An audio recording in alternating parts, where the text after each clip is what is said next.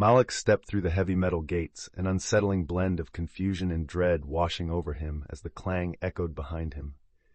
His life as a music teacher, filled with melodies and laughter, felt like a distant memory now, overshadowed by the stark, unyielding walls of the maximum security prison. Surrounded by towering pines, the forest was both beautiful and isolating, a bleak reminder of freedom just out of reach. Despite the chaos of his new environment, he found solace in the faint echoes of music that slipped through the cracks, stirring a long-buried hope. Determined to make the most of his circumstances, Malik approached fellow inmates, sharing his dream of creating a music program to heal and connect them. This shared pursuit of rhythm and harmony could transform their lives, igniting a spark of resilience in a place defined by despair. Little did he know, this idea would bring them together in unexpected ways. Malik often found himself lost in memories of his life before prison, the vivid echoes of a classroom filled with laughter and music flooding his mind.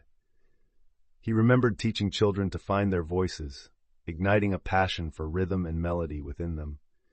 As he wandered through the dimly lit corridors of the prison, the weight of his conviction pressing down on him, he felt an urgent need to rekindle that spark. His first encounters with other inmates were rife with uncertainty.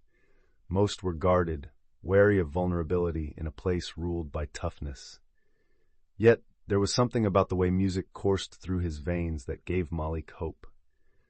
He shared his vision for a music program, though at first laughter met his proposal. With each tentative conversation, though, he began to glimpse the power that melodies could wield, a fragile thread connecting their broken lives and histories. As Malik's music program began to take shape, Angelica found herself grappling with a maelstrom of guilt and longing. She had always prided herself on being a devoted mother, but desperation had driven her to embezzle money she believed would secure her children's future. Now behind bars, her heart ached with the absence of their laughter, their everyday moments now replaced by stark silence. One evening, after hearing Malik's passionate vision for the program, her yearning to reconnect with her past through music ignited a flicker of hope. She hesitated, but ultimately stepped forward to join the initiative, clinging to the belief that songwriting could help her process her emotions. As she shared her story with Malik and the other inmates, she began to feel a semblance of healing. Each note she penned became a testament to her love and loss, a powerful reminder that even amidst despair, there was still a chance for redemption. Malik's vision for the music program begins to materialize as the first few inmates gather for their initial session. The once silent room fills with nervous laughter and tentative strumming of guitars, transforming the atmosphere. Among them, Angelica shares her heartfelt lyrics about longing for her children, her words resonating with the weight of her guilt. As they swap stories, the barriers of mistrust begin to dissolve. In this unexpected camaraderie, Marcus quietly observes, skepticism still etched in his brow, yet undeniably drawn to the raw vulnerability surrounding him. The power of shared experience begins to weave an unspoken bond between the group, as Malik iterates the importance of music as a bridge to healing. Each participant finds a powerful reminder of their humanity amid the harsh realities of prison life. This collective endeavor fosters hope, igniting a spark of connection that radiates through the walls, hinting at the profound potential within each inmate. As the music program flourished, the prison walls that once felt isolating began to hum with possibility. Malik's optimism was palpable, yet Marcus remained skeptical, shrouded in the heavy cloak of his past. The sounds of laughter and guitar strings echoed through the yard, drawing him closer, but his pride kept him at a distance. One evening, he stumbled upon a makeshift open mic, where Malik and Angelica poured their souls into song. Their raw, unfiltered emotions resonated deep within him, triggering a long-buried longing for something more than the violent loyalty he'd known.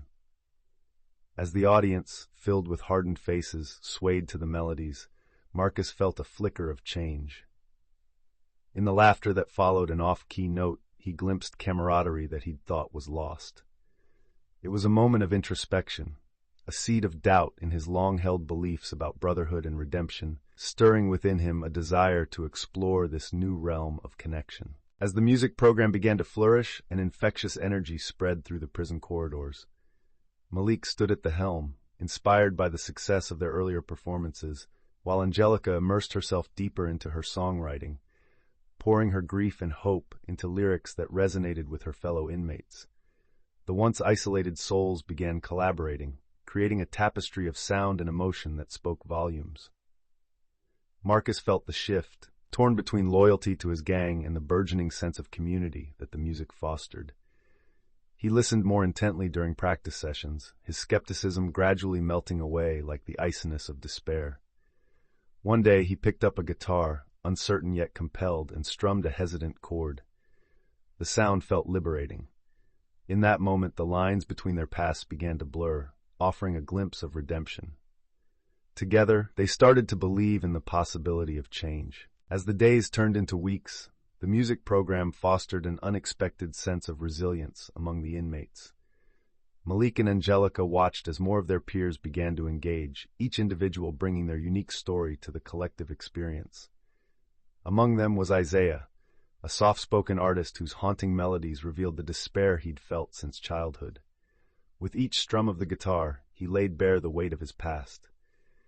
The air buzzed with creativity, with impromptu jam sessions blossoming in the bleak corners of the prison yard. The inmates poured their souls into lyrics, exploring themes of loss, regret, and redemption. Malik often caught glimpses of hope in Angelica's eyes, as she found her voice not just through song, but in the camaraderie of shared pain and healing. Music became their anchor, a bridge connecting their fractured lives, bringing light into their darkest moments. Each note resonated with a promise of transformation that echoed through the prison walls. As the music program flourished, not everyone within the prison felt its embrace. A faction of inmates grew vocal, dismissing the notion of rehabilitation through art. They viewed Malik's initiative as a distraction, an illusion that masked the harsh reality of their imprisonment. Tensions surged when a heated debate erupted during a group session, exposing deep-rooted frustrations. Malik, sensing the imminent fracture, took a stand. He passionately advocated for the transformative power of music, recounting how it had helped him confront his own demons. His words resonated with some, but others remained unconvinced, asserting that life behind bars wasn't about healing but survival. The divide left the community at a crossroads, with Marcus caught in the middle. His growing connection to the program clashed with his gang loyalty, forcing him to confront not only his beliefs, but also his sense of identity. In the shadows of discord, Malik and Angelica strengthened their resolve, determined to prove that melody could echo louder than despair. The atmosphere inside the maximum security prison shifted dramatically when the riot erupted, shattering the fragile peace cultivated by Malik's music program. Inmates, fueled by long-standing grudges and pent-up frustrations, clashed violently. Malik, Angelica, and Marcus found themselves surrounded by chaos, fear palpable in the air. Despite the turmoil, they clung to each other, raising their voices above the screams to sing the songs they had crafted together. The music, raw and desperate, served as a balm for their frayed nerves, reminding them of their shared humanity amidst the madness. As they harmonized, they could feel the power of their connection, a fragile thread holding them together through the storm. The cacophony surrounding them blurred into a dissonant background, but the rhythm of their voices became a lifeline, a plea for peace. In that moment, they reaffirmed their commitment to their dreams and each other, refusing to let darkness drown out their light. The aftermath of the riot left the prison in a shroud of silence, a stark contrast to the chaos that had erupted just days before. Malik, Angelica, and Marcus gathered in the dimly lit rec room, their faces etched with concern and uncertainty. The incident had shaken them to their core, igniting a myriad of fears they thought they had overcome. Malik felt the weight of responsibility pressing down on him. He had envisioned music as a unifying force, yet the violence revealed the fragility of their progress. Angelica, still haunted by her guilt, struggled to reconcile the mother she wanted to be with the prison inmate she had become. Meanwhile, Marcus wrestled with resentment and anger, questioning whether redemption was a path he could truly follow. As they talked, the echoes of their shared experiences emerged once more, igniting a flicker of hope that music could still guide them through the darkness. The aftermath of the riot left a heavy weight in the air, but amid the chaos, glimmers of hope began to emerge. Malik watched as the inmates, once isolated in their struggles, started to lean on one another for support. The music program had taken on a new dimension, becoming a lifeline rather than just an escape. The warden, recognizing the healing power of their art, decided to expand the program, offering more opportunities for these men and women to express themselves. Marcus, however, found himself at a crossroads, grappling with doubts about his place in this transformative journey. He'd seen the potential within himself, but couldn't shake his past. As he listened to Malik's unwavering belief in redemption, the seeds of change were planted in his heart. This moment became pivotal, a spark igniting a desire for something more, a chance to rewrite his narrative in the symphony of life he had once dismissed. As the concert day approached, nerves electrified the air within the prison walls. Inmates hustled through rehearsals, their hearts pounding in sync with the rhythms they had poured themselves into over the past months. Malik paced the practice room, filled with both excitement and anxiety, wondering if they were truly ready to bare their souls to the world beyond bars. Angelica, her fingers trembling on the guitar strings, reflected on her journey from guilt to hope, determined to honor her children with her song. Meanwhile, Marcus wrestled with his doubts. Was he truly deserving of this chance for redemption? Flashbacks of past choices loomed large, casting shadows over his moment of awakening. But as each inmate shared snippets of their pieces, they found strength in vulnerability, realizing that this performance symbolized not only their struggles, but also the triumphs they had discovered together. The air buzzed with anticipation for what was about to unfold. The day of the concert arrived, and the prison buzzed with a palpable energy. In the cramped, dimly lit auditorium, inmates gathered, a mix of nervous anticipation and camaraderie vibrating through the air.